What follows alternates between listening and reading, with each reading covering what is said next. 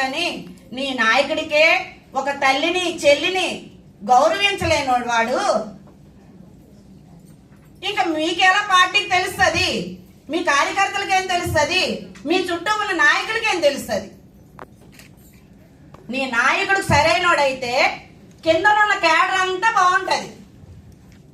నీ నాయకుడే సరిలేనోడు మీకెలా వస్తుంది చెప్పండి? ఆ క్రమశిక్షణ పార్టీలో ఉండవలసినవి ఒక ఎలా ఉండాలి, ఏం చేయాలని అది మా తెలుగుదేశం పార్టీలోని నేర్చుకోవాలి. ఆడవాళ్ళు ఎలా ఉండాలి, పార్టీలో ఎలా నడవాలి, క్రమశిక్షణ ఏంటి అని అనేసి అన్ని నేర్చుకోవాలి. ఆడవాళ్ళైనా మగవాళ్ళైనా. మైకులు ఉన్నాయి కదా అని పేటీఎం బ్యాచ్ని కూర్చోబెట్టి ఇష్టం వచ్చినట్టు తిట్టించడం, ఇష్టం వచ్చినట్టు మాట్లాడడం మాకు అవి చేత కాదు. మీరెంత అరాచక పాలన చేసినా మేమెవ్వరివి కూడా పార్టీ మాకు అధిష్టానం ఇస్తేనే మేము చేస్తాం. ఏ ప్రోగ్రామ్ అయినా పిచ్చోళ్ళ రోడ్లెక్కి ఇష్టం వచ్చినట్టు తెలుగుదేశం భిక్ష తింటూ తెలుగుదేశం పార్టీలో ఉన్న కొంతమంది వెధవలు కూడా పార్టీ నుంచి వెళ్ళిపోయి పిచ్చి పిచ్చి వేషాలు వేస్తున్నారు.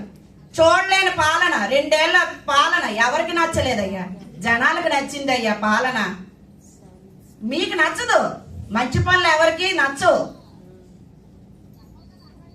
నోరు అదుపులో పెట్టుకొని గాని మాట్లాడకపోతే నీ ఇంటిలో దూరి పొందుతాం.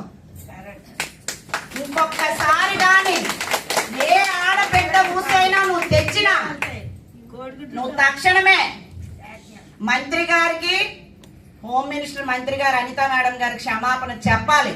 చెప్పలేని పక్షాన నీ ఇంటిలో దూరి పొందుతావు. నువ్వేం చేస్తావో ఏం పీకుతావో పీకు.